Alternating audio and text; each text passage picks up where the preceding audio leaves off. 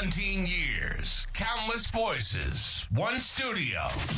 This is Dallas on Air, where Dallas goes to talk.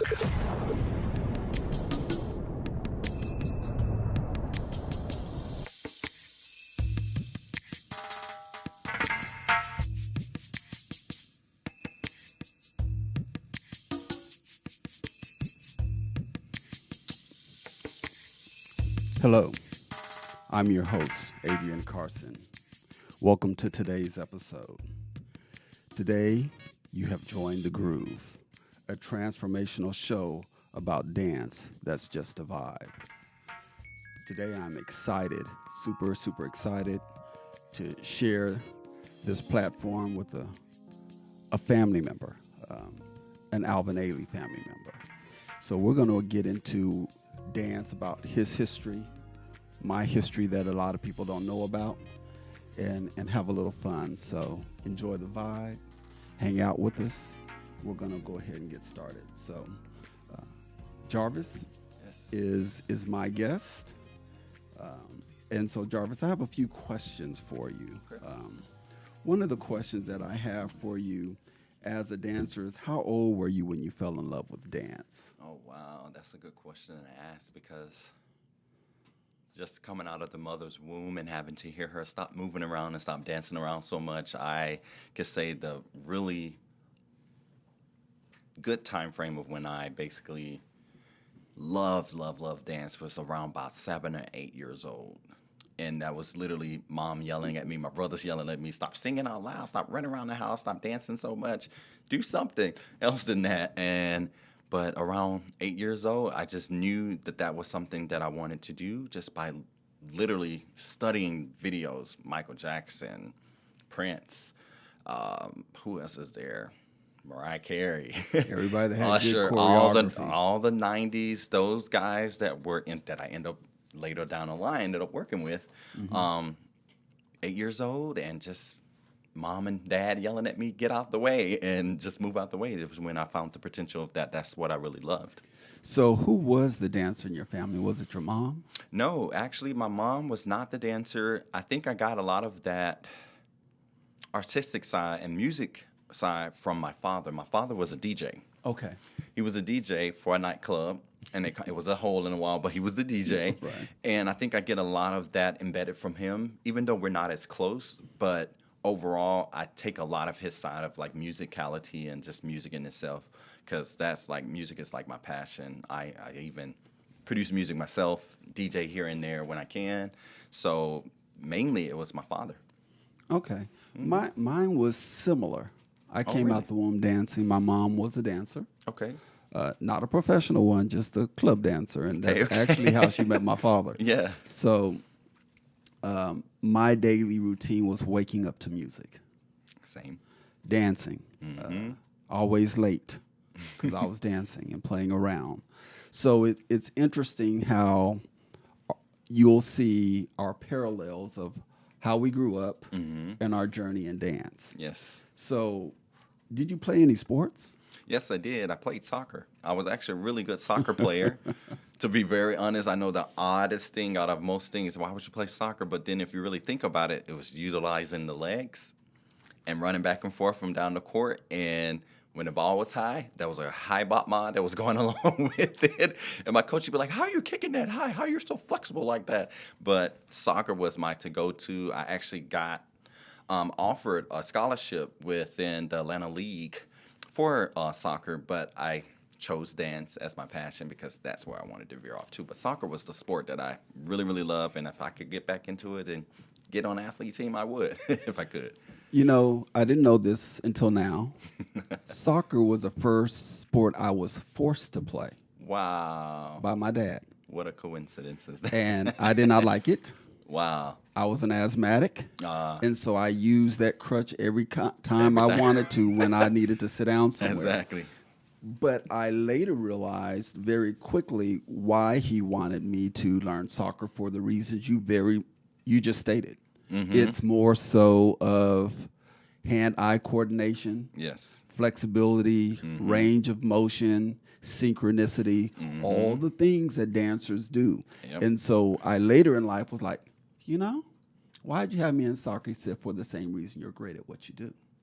There you have it. Now, I played multiple sports. I played football, basketball. I was good at both of them. Wow. Had scholarships on both of them. But Nice. that ended up not being my journey. My father passed my freshman year in college, and I decided to follow my dreams instead of the sports way. So Got it. I did what everybody else did, and I said, I'm going to do what I want to do. Right. And so that brings me to our next question is, what was the first form of dance that you mastered? The first form of dance that I mastered, I would have to say hip hop because, you know, watching the pop videos with NSYNC, Backstreet Boys, Britney Spears, I mean, the list goes on. I was embedded into this TV screen, and my mom would literally tell you I had to literally shut the whole power off out of the house so he could not watch these videos because I would stay up late at night just trying to learn the routines like you see now the kids on TikTok and Instagram. We didn't have that back in the early 90s. We had to put a VHS tape in there and rewind it what we recorded that night before. So altogether, it just came from just literally watching videos and saying, that is going to be me one day. I am going to be famous. Like, I want to do that. I want to sing. I want to act. I want to dance. I want to do it all. So that's what kind of veered me into hip-hop. It was hip-hop and tap, basically, that I started out with at my dance studio that was inside of a church. And it was a nice, beautiful, black young lady that's very well educated. She's a Sigma Theta, I think. No, take that back. She's a Delta. So she had her studio inside of the church because the church also had an academia, a part of the church. So she had her space. That's where I started off at. So I started hip-hop and jazz and tap to really start off with. But the love came across was just, it was hip-hop at that time. I wasn't veering off thinking about ballet or modern or all the other things because I was afraid of just putting on tights and things like that at that time. Right. So it was more like I just wanted to do hip-hop, master that. I was good at it, and call it a day. Similar but different. Mine was breakdancing. Wow. At 12 years old, at 11 years old, I wanted to do something with the dance. I knew that no one could outdance me. Yeah. And so I wanted to create a dance group. And so we used to watch Soul Train. That was our thing. And there was this group of breakdancers called the Electric Boogaloos. Yes. Those were my idols. My dad was a part of that. I totally forgot this. When you asked me, my mother told me when I moved back home to Mississippi from New York City at the time. Well, I came back and we just shared a story with me, and my mom was like, "Oh, you know, your dad used to pop and lock with your uncles. They all had a group." And I was like, "Wait, what?" And like, when did this happen? You just now telling me like 30-something years later? And she's like, "Yeah." And I was like, now I see where I had got all of the musicality and just rhythm in itself. I got it from him, even though he wasn't in the picture, but I got it from him. It was embedded in my body. Like, there was no ifs, ands, or buts. So that's interesting that you would say that. Yeah. You know, you went the route as in breakdancing first. First love, I named my group the Junior Boogaloos. Wow. My name was Sir Pop. I can see We had Bam Bam and all of the names, and they're my godbrothers. And we would dance at the Airmen's Club. Wow. 12 years old. Escorted, trying to act grown. Of course. Chauffeured by my agent, which was my dad and my mom's best friend, which was an agent, model, dancer. Wow. And we would dance every weekend. I would choreograph all the routines. We would get old album covers, and you know, in the Philippines you can get everything made. So we would have Midnight Stars outfit made. Wow. Every spaceship outfit. That's awesome. We had the props, people making them for us, and then we got found by a local store, a local show that was. It was local to us, but we didn't know how big the show was, and it was called Sing Stars with Joe Carino. Wow. And it was like the Oprah Winfrey of Far East. Well, they came down and they wanted us to come to Manila to audition. We auditioned, and we were the opening dancers. Nice. For the 2 years that we were there. Nice. So that's the first time I ever got paid. And then dancing seemed like a job. Right. And so I was like, well, let's get this money. Wow, that's such a unique story. Like, what? So our parallels are crazy. I know the answer, but I'm going to ask so everyone else can understand. I know you were a natural. Yeah. When did you realize you were a natural? when I was actually discovered at a community service center after school program that was called Aldersgate, and there was this lady from the dance program from University of Southern Mississippi that used to come and teach dance, and she would teach it, and I was the only one that could pick up so quickly and fast. And she was like, "Wait, have you been taught this before?" And I was like, "No, I just watched TV. I watched the music videos. I was that little kid just literally wanted to do anything that I knew I could do. It was just already embedded." So once she discovered me, she was the one that basically discovered me. Her name is Holly Flatman. I will always give her kudos to that, because after that, my life changed, completely changed, because she saw it, then the director saw it, and it was like, we need to go ahead and start getting you a scholarship together to take you off to dance summer programs. And then all things fell into place. It's crazy because when I talk about natural, we don't know the dance, but we can look at it and we can replicate it. Yep. As if we were classically trained back then. And so when people look at my social dance now, they're like, it doesn't look like I'm not supposed to. I'm a dancer. Right. So, right. So we're going to move a little differently. Yeah. So that's good to know.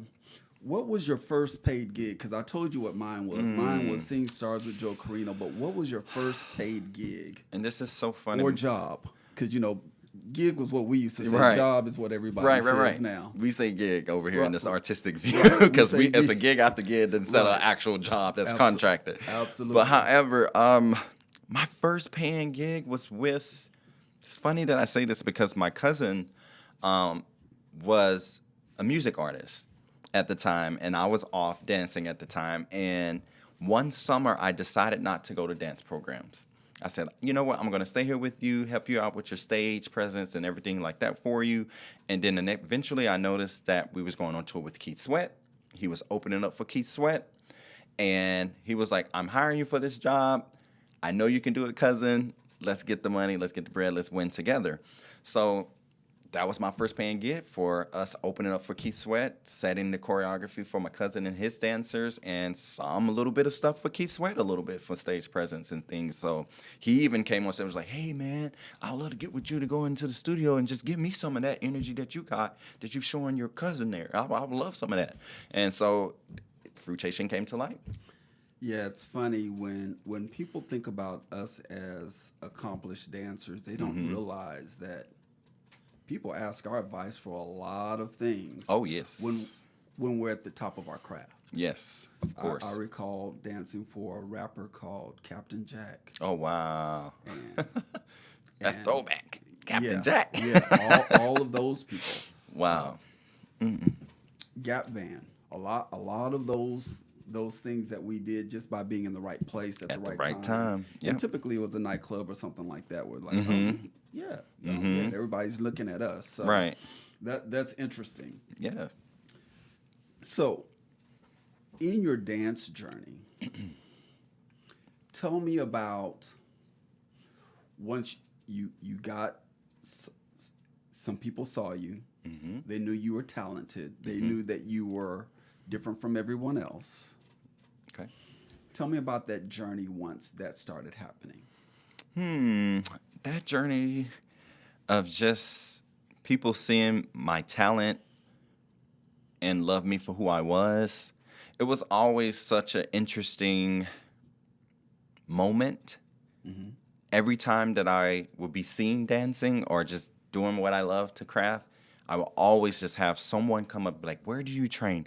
Where are you located? Where can I get your number so you can come dance for us? Or I need to hire you on a contract. And mind you, at this time, I was in a private boarding school. So you haven't even been trained yet, classically? Well, or you just that's started? when I was training. Okay. After I met Holly Flatman. Okay. That got me into it. I went off to Virginia School of the Arts in Lynchburg, Virginia. I danced there throughout high school, got my degree, and got offered the Margaret Fontaine Award by my ballet master and ballet mistress, both from Royal Ballet. And from there, it just carried, from there, and then just being able to be around at the right time, like you were saying, just being at the right time around people that saw the gift, and they just took it and they ran with it. And I think it's just the energy, the spiritual realm that I've always just kept the faith and always had that faith as small as a mustard seed. And God has always kept the guardian angels around me. So when things went into fruition for me, it just happened. It literally just happened. Like, I would know, I would feel it. I'm like, this person might come up to me and tell me, like, they're about to hire me, or there's some money involved. There's something going to be happening here. Even just to veer off a little bit off topic here, Frank Gatson, Beyonce's choreographer. Yeah. He saw me when I was dancing with Ailey too at the time, and then came backstage, was like, young man, you kept taking my eye. You was the only one that I just could not stop watching you, because I see it. I didn't even have to even watch you that much anymore, because it was just so noticeable. I saw the aura around you while you were dancing. So it was always that kind of situation where someone saw me, they wanted to work with me. And I was never a hard person to work with. Yes, we all have that confidence of ourselves, but it was never a hard entity for me to just pull back, get the information, sponge it in, and continue getting better and better at my craft. And it just continues selling. So that's basically how I can tell you within that story. Similar but different. Left college and went to audition at Juilliard. Wow. Back then, they weren't handing out scholarships. Right. You had to audition. Mm-hmm. So I was auditioning with 5,000 people Mm-hmm. for 12 scholarships. Yep. Hadn't been classically trained yet. Wow. But I sent a VHS video in. That was not good enough. and that got me the invite. Yes. Long story short, got accepted. Nice. Started Juilliard. First day, Tatsumi. She's about 4'8". I know exactly who you're talking about. Said, you think you're pretty good, huh? Graham teacher? Yeah. Yeah. I said, I'm a beast. She goes, not until you get rid of that gum. Mm-hmm. My gum was big red. Couldn't tell me anything.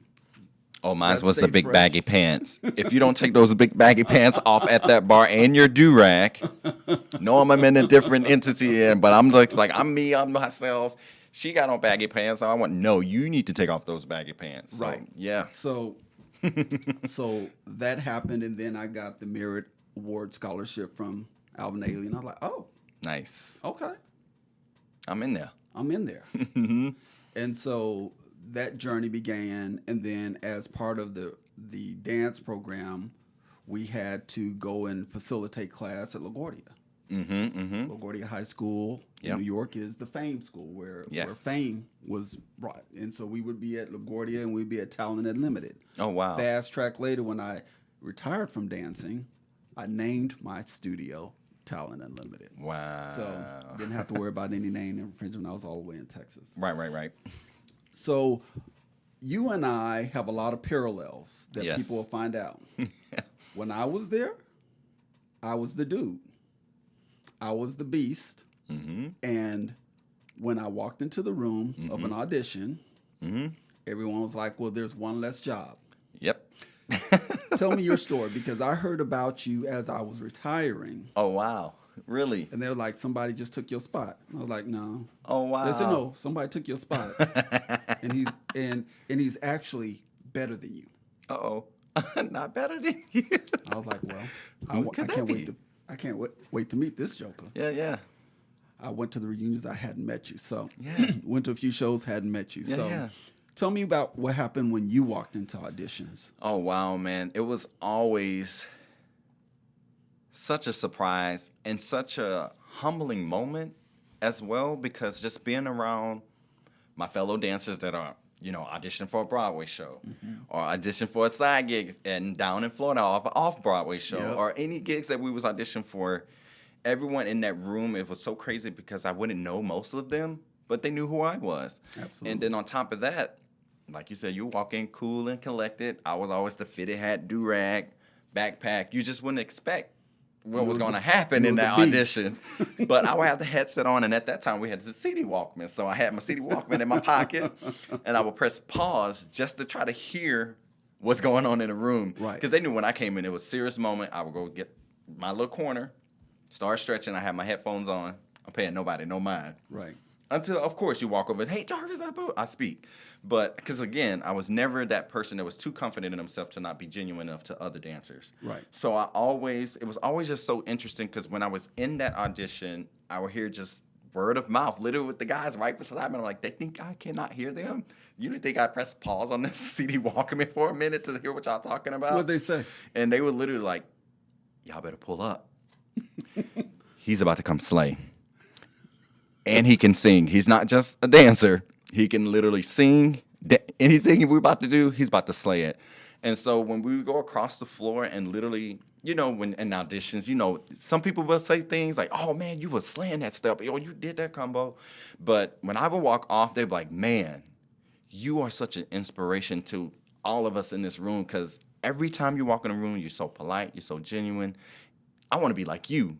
Where is all this coming from? And it was always, that's why I said it was always a humbling moment when I was in those auditions because not only I'm nervous boots too, but they don't think that I am because Right. I'm literally just doing what I need to do and focus at that time. Mm-hmm. But during that time, just seeing the reactions and how they would be hyped at the end of they would literally be clapping loud out of all the other groups that just went, they're clapping for me like they just watched a whole full ticket show. So it was always an interesting situation when I can tell you one right now. When I was auditioning for Cirque for Michael Jackson's show with Travis Payne, he actually was in that audition. He came right middle of the audition, sat down, and there was 4 of us, 4 guys that was waiting to dance for him. He was like, I want to see these 4. I've been watching on my phone since before I got here. Can I see Jarvis, X, Y, and Z, X, Y, and Z, X, Y, and Z? I was like, oh, crap. Travis Payne is in front of me. This is Michael Jackson, go-to man. What am I going to do? I'm about to fail and mess up because I'm, freaking out. So we're doing the little break improv moment. And there was a part where Michael Jackson, when he does it, and it was like that on and jam at the end, and it just kind of goes for a good 2-8 counts. So he's like, I want you guys to freestyle after you finish the choreography, and when that boom hits, pose. That boom hit, of course, me being the balletic, soul, hip hop, jazz. I said, you know what? They're not going to expect this. So I hit a major tilt, held it, didn't move, and Travis said, that's how you get a gig. That's how you get a job. But let me tell you the other next story. The guy that was right next to me goes, turn, forte, and does some kind of weird move on the floor, and they ended up picking him instead of me for the Cirque audition after that. And I was so mad because I was like, how can I not get it? And he literally was like, this is what we're looking for, but we got you on tape. If we ever need you, we'll call you. And they kept reaching out, but at that time, I was already booked and gone. You were past it. But just experiencing each audition has always been, I think I would get even more elevated. It was like I became a different person. Different things would come out, and they'd be like, holy crap, I've never seen you do that before. When did you start? What's going on? Put on the cape. It was just, like I always say, I give it to him. Absolutely. He's always been my pathway, my journey through the tunnel to see the light in everything I've done. So let's do this. You have what I don't have anymore. You have photos and stills of you dancing. Yeah. All of mine was stolen from my mom's house. Oh, wow. Yeah. I was my mom's baby, and everybody took all my modeling and all my dance pictures. So let's look at some of these pictures and tell us. Oh, wow. You got some pictures that you took from? Yeah. Oh, my gosh. Let's see what these Let's are. talk about this beast mode in these poses that you're in. Wow. Tell me about that one. Now, this one, when I was in actually Burbank, California, I'm surprised I still remember that. And it was actually one of our stage crew members that was a photographer that wanted to take me out and just shoot everywhere. And we shot everywhere in Burbank. And there was this yellow-orange little wall that was stacked right there. And we just made magic. And as you see, the picture that came out. Yeah, that picture was hot. Mm-hmm. Let's see here. Oh. Now this... you know what I miss? Yes. I miss my posters more than almost anything. I have all of my posters on my wall in my work room. My Alvin Ailey posters Yes. are gone. But anyway. Yeah. Let's talk about this picture. Okay. poster? Now, this poster is the dance company that I help with my brethren of mine that is also an Avenali dancer. His name is Zach Ingram. This is his company.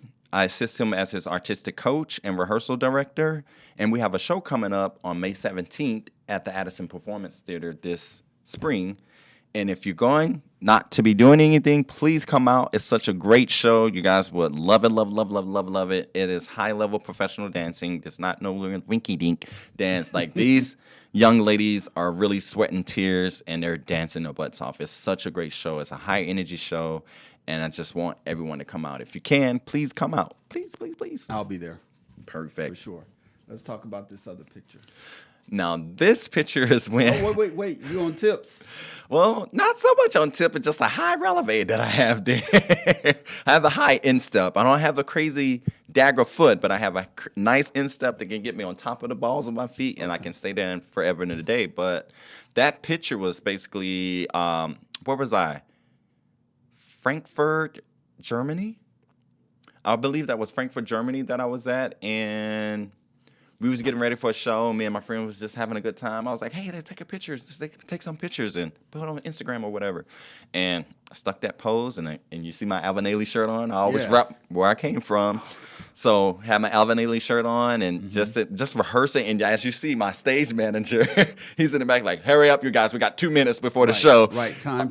Get off the stage. And I'm like, hold on, wait a second. I'm trying to hit the post. So that picture was definitely in either in Frankfurt, Germany, or in Bonn. One of the two places in that I was touring around in Europe at the time. So with that was actually with Rock the Ballet.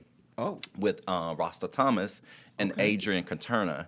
They had their show called Romeo and Juliet, but they vamped it as a contemporary version. So we was like dancing to all types of music. It wasn't just a whole ballet. It was contemporarized with a little hip hop, a little jazz, mainly ballet and jazz, contemporary ballet in itself. Right. But it was a great show, and I was Mercutio. So I had a leading role as a principal and nonstop dancing. When I came back to the States, I was about skinny as a toothpick because that show I'm literally dancing from the beginning of when that thing comes on, the music comes on, to the end. So you lost a lot of body weight. I lost a lot of body weight. My mom thought I was as sick as a dog, and I said, no, mother, I'm not sick. I'm just dancing 24/7. I'm still eating. Trust me, I was eating. I'm an eater. I like to eat. And now, getting a little thick, but I like to eat because I ain't in it no more and like that. But in itself, it was just a great opportunity just to be able to tour around like that and just see different stages, main well-known stages as that in Europe, Italy, France. I mean, I've been on every stage that you can imagine. Kings, queens, rulers, dictators, royalty. Yes. Actually, my first performance with Ailey 2 was in Germany and was that Frankfurt? No. Berlin. It was in Berlin, right where the wall was broken down at. And they had the U.S. ambassadors there, and we had to perform out in public. So that was my first gig professionally was with Ailey 2 in Berlin, Germany. Oh, wow. Yep. I think there's another picture of you. Let's see here. Yeah. Wait. That used to be me. Yeah? And anybody that knows me now don't know that part about me. Wow. Yeah. I got some height on me when I jump. I used to get that. That's because of them football quads that my daddy invested in. People don't understand how big our quads have to be. They help us get up that high. How high were you, do you think, back then? Ooh. I don't know how high that was. Like, that's almost past that bar. Yeah. If I didn't do it on a diagonal, that would have definitely been past that bar. If I did a straight flat jeté instead of like an inverted one, diagonal version, it would have definitely been past that bar. I don't know how high that is, actually, to be very honest. But that stage was rigged. When you can literally bounce off of it and you just jump high as a kite. Love those stages. Only in Europe. Only in Europe you get those type of stages. Because that was when I was in Europe too. But I think I was in actually Switzerland. I was in Switzerland at that time on that picture. Yeah. Okay. So, do we have any more? There's one more, I think. One more? Look at that. Look at that. The passion in the face. You see it already just there. And that was actually the Romeo and Juliet rehearsal. You actually see Juliet, our principal dancer, Juliet, and what was what was Mercutio's enemy or Romeo's enemy? Neil, what was his name? Well, the other guy that's sitting in the corner there, Kyle, that was my homeboy there. And that was me just running my solo for Mercutio at the time. And the photographer, Rebecca Farron, she caught that in motion. And ever since, I've kept that picture because it just shows Everything. so much passion that, a lot of people, you see pictures, they just blank in the face. And it's like, what are you doing? Like, it's not about picture. It's about going through the motions and still hitting that picture at the right time. Absolutely. So, yeah. Let's talk about the jealousy we experienced. Ooh, I had a lot of that. What did it look like for you? For me, it was, I remember the first time I got a leading part in Alvin Ailey. Mm-hmm. And I dusted my shoes, but this one night I didn't take them with me. Didn't think about it. First time, I was like, okay. Yeah. So I dusted my shoes when I got to rehearsal, and something said, just look at the shoes. Mm-hmm. Looked at the shoes. Someone told me to tap my shoes, cut up razor blades. What? Razor blades. No way. From the family. Yeah, somebody from the family. Never figured out who it was. No way. Not But an alien dancer. Yeah, it was Ailey. But Wow. it didn't matter because there was only 3 of us that was up for it. Wow. Okay. So it really didn't matter. I just outdanced everybody, like Basically. Yeah. So that was, I think, the most eye-opening that I experienced. That really hit home. That really bothered me. Yeah. Because we were that tight. Yeah, you didn't expect that. I didn't expect the competition to go beyond that. Yeah. And that was my naivety. Yeah, it gets there. What about you? Ooh, this is a hard one. This is a tough one because I have to keep a lot of it reserved. Listen, if I'm hitting the trigger. No, you're not hitting the trigger. Okay, all right. It's just one of those, you know what? Like I've been saying since we started this interview, I've always kept God first. Absolutely. And when the devil attack or in the enemy attack, I was always rescued and saved by Lord Savior Jesus. Because I had a lot of that.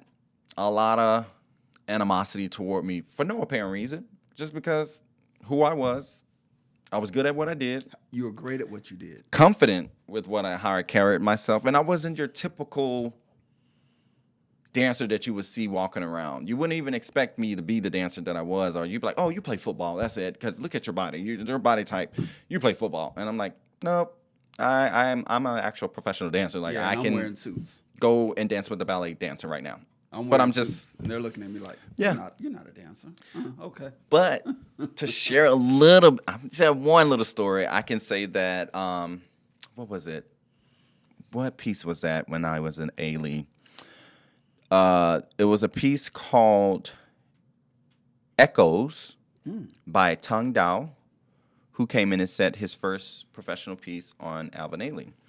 And that was a solo, a very balletic, strong. You have to be really strong to carry it. It wasn't hard. You just have to be really strong to just know your opposition of weight. The more I think about it now, when I used to do it, I didn't think about it like that. When I did it, I just did it. But now thinking about it now, there was always anything. I always got solos, duets, maybe some core, because they knew Jarvis was just going to dance full out. He was going to hit it, and they didn't want me always to take eye from the core. So they would put me as a solo. Explain to people what that is. You and I know what that is, but it's hard to explain. dancing in the group is a in the group way. Well, no, I actually loved it because then I didn't have to worry about being out of breath by the time the end of the show or just feeling overly exhausted because you know you're the ring leader. And at that time, you know, I'm still young. I'm still trying to figure it out. I just love to dance. And that's the way I looked at it. But, of course, you're going to always have those enemies trying to attack you from left and right. Oh, he think he's good at this. Oh, he shouldn't be doing this. How did he get the solo? And it's just like, I put it in work. Right. And they see me put in that work. And you look crazy trying to do the solo. And you're falling out of your penché when you need to be sticking the penché and tilt. So it was a lot of just jealousy because they were not as good as me. But I never let that take that back. Well, no, I never let that hinder me in that manner because, again, my faith was strong as a mustard seed. And I will always pray to God to just give me the strength to get through it. It was hard. I would always call my pastor like, hey, I'm like going through it. nobody likes me in the company, and I'm not trying to figure out why. I'm the only one that got a whole big review from a harsh critique, New York Times. Right. They don't Look pay it up, us. Jarvis, Mckinley, New York Times. He didn't give me a hard critique. Right. I was the best one out of the whole show. Right. After I saw that, I started letting the voices that was around me, those negative energy, go. Because I said, if I can get this critique, this critic, that is a hard one to beat, and he liked what he saw, and there's a whole full page, I'm good. Yeah. So what was this incident? This incident was actually one of, I think it was our Ailey 2 premiere at the Ailey City Group. And we literally had just opened up. I was my first year in Ailey 2. And just it went from there. It literally went from there. It was just like everyone wanted to work with me. Desmond Richardson, Dwight Rhoda, and like everybody just started coming at me. Even before I even got into the actual company, because I was in the school at the time, at the Ailey school, because we had to go to the school to get into the company. Go to the school and keep moving up. And people don't understand that. No, they have just no idea. Go right in. No, and people don't. You know what people don't. Well, I kind of went right in. Well, I to a did degree. I did too, because I was where we were in Juilliard, but people don't realize Madonna used to be an AI. Yeah. An Ailey dancer. Yeah. Before she got popular. Debbie Allen. Yeah. All of them. Her sister, Felicia Sorrell. Right. Sherrod. All of them was there. And the lady in Fresh Prince that was doing the dance. I can't remember her name, but she was there. Everybody has went through Alvin Ailey, and it's just so interesting to see how all of those people that did go through have excelled in their career. Right. Because it's such a great foundation for a school to just see it all, to work with the choreographers, to work with the master teachers that basically made made dance for what it was, and to share that to me. And now I'm doing that work now as the teacher director and things like that. Now it's so interesting to see how the tables turn and being on the other side now. People don't understand our level of intensity. At all. Not at one bit. They don't. I recall 16 hours a day of work. Yeah. 4 or 5 hours a day of sleep just to get up and do it all over again. All over again. Same step. Just to be the. And so I only sleep 4 hours a night. 5 at the most. Yeah. Can't sleep. Can't take naps. Because you're thinking about that step. Can't take naps. You think about, I need to review that videotape real quick. And I didn't see daylight a lot. Yeah. Right? Yeah. So it's interesting. Tell me, were you supported by friends and loved ones when you started this journey, or did people kind of say, no, you sure you want to be a dancer? They was there for me. They literally, like I said, my family, like my aunts, uncles, like everybody knew that it was already just embedded in me. It was just a matter of time when I was going to leave Mississippi. Like literally, where is it going to take this young black man from the hood, from Mississippi, to go dance all over the world? I just never would have thought that would have came to fruition the way that it did. But when I think back and think about it in itself, it was just the factor that I always kept that faith, and I knew I was good at what I did, and as long as I did the work, everything else was just going to follow. It did. The work was the work. I remember people were like, you can dance. Yeah. Yeah. But can you dance? It was never can I dance, then they just knew. They just knew. If it was Jarvis, they knew. They just knew. Yeah, but they knew I could dance, but they were like, when they came to see the show. But that's next.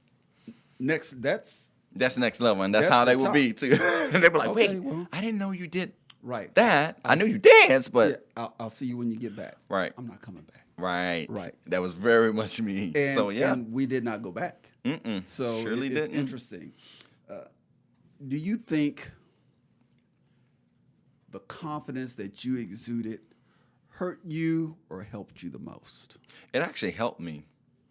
It actually helped me the most because, again, my confidence was never cocky. It was more of being aware of your surroundings and knowing when to lash and when not to lash. But I never got to that point because I was always that genuine one. Right. Hey, what you need help on this stuff? I know it. Come on. Let's go over here and let's go do it. Then instead of being that egotistic type of person, oh, I'm full of myself. Oh, you don't know stuff? I'm going to leave you over there. That was never the deal with me. And still today, I'm still that person. I'm just a genuine type of person like that. And I just never had problems when it came to that. Yeah, they called me the kid. They would go, that Southern boy. Y'all better watch out. I was the kid. Hey, The country boy. That's what they used to call me, country boy. Kid, you want to help you or something. Mm-hmm. Cool. I was the country boy from Mississippi. Country boy from Mississippi. Any dance contests, that you entered? Yes, I did enter a dance contest, and a lot of people always go, "Oh my gosh, I don't remember seeing you on the show." And Welcome. What's so funny, because I was actually touring at the time with Memphis, the Broadway musical, that won their Tony Award in 2010 or 9, one of those two. Mm-hmm. And I was on tour with them, and I decided to do So You Think You Can Dance, season 10. Made it all the way. So lucky. That was not around when we were dancing. Yeah, and I was shit nervous, boots. Like, I didn't expect that anything was going to come out of that. I was just like, I'm just going to try it and see what happens. And make a bigger name for myself, even though my name is already out there. Just make a bigger name for myself. Made it to the top 30. I told my mom, like, make sure y'all watch the show. Make sure the family there and everything. So the show comes on, right? Because while I was there, I got sick, literally sick as a dog. I had no voice because they have us waiting around for hours and hours and hours. Mm-hmm. You waiting on the next person to go up or the next group. Mm-hmm. So we're literally sitting there cold, and you have to hurry up and try to warm up within, like, 5 minutes of that person that was just ahead of you to try to be ready. So it got to the point that my voice was completely gone. So in my head, I'm sitting on tour trying to watch the show. My parents and my whole family at the house trying to watch the show. Where you at? You're not even on the show. Why you say you went to the show? And I go, it's going to come up. They're going to show me. There's going to be a glimpse of me come up for the worst dance group, because I was put in a worst dance group with, young dancers that didn't have any idea how to put something together really fast. Mm-hmm. And me, knowing the type of person I am, I'm on camera. I already have a name for myself. Right. Didn't want to, butcher that for myself, but then not being able to get another job. So I kind of sat back and just let things roll. And then right after that, we got to do the group dance number. All of the 5 dancers left. Mm-hmm. Me, everybody would know these names in the dance where if I say them. Fiction, Jasmine, Fiction, the one that actually ended up winning the show that year with Amy. Jasmine, that danced with Beyonce, and Rihanna. Like, the list just goes on. Us 3 made it through, and they cut everyone else. And that was the only time you saw me on there. And I was like, how did they not have my solo It's a Man's World by James Brown? Because that was a sickening solo, and I was so mad because I can't go back and find it. It's like nowhere to be found. But you can definitely see me getting butchered about this bad dance group that I didn't choreograph. So that was probably the first show that I actually went into competition. I just didn't. At the time of my career, I didn't have the time. I was already there. So what was there to compete for other than to compete for the actual main spot? So as I was leaving, you were coming. And I heard about you. Wow. And full circle, we worked together. We ended up working together. And now we're reunited with the family. So I just want to thank you for coming out. For sure. Anytime. Telling your story. People don't know what my dance background is. Really, they do now. Yeah. But our tireless work and dedication, belief in Father God, helped us overcome all the things that were around us. Amen. Depression. Yes. Anxiety. Yes. Drugs. Yes. All of the things people did to get up to try to compete. Yes. So I appreciate you as my guest. Thank you for having me. We're almost out of time. There's a few things that I do want to talk about. This graduation. If you can put that up on the screen, August 23rd, Groove Theory Dallas, my social dance company, is going to have a graduation of students. It's the first time in 6 years. Okay. 2019 was the last time. Nice. So there will be a flyer coming out about that. I have a monthly event every second Friday. It will be coming out in May. Denim and Diamonds 5. Okay. So it's BYOB. It's just social dancing. And, I warned the class that they're going to meet you. Wow. They think I'm intense. They'll understand. Also, I want to give a little pub, if you can see this. This is a drink by She Found Her Main Squeeze, and it's a Groove Theory Dallas drink that she created for me, and it's called Sexylicious. Mango is the flavor. She also does teas, And this is one of her teas called Black Wall Street Long Island Tea. So Dee Dee Mims, I'm giving you a shout out. I'm going to give a shout out to our sponsor,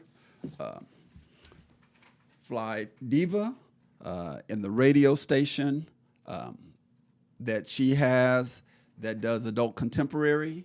And it's a 24/7 radio station, and she's one of our sponsors. If you're wanting to be a sponsor for The Groove, you can reach out to me via any of my social media or groovetheorydallas@gmail.com. Anything that you want the people to know before we get out of here? No, just come out and see the show on May 17th at the Addison Performance Theater for 6 o'clock Dance Theater. You'll see me there along with my brother and the other artistic director, Marielle McGregor.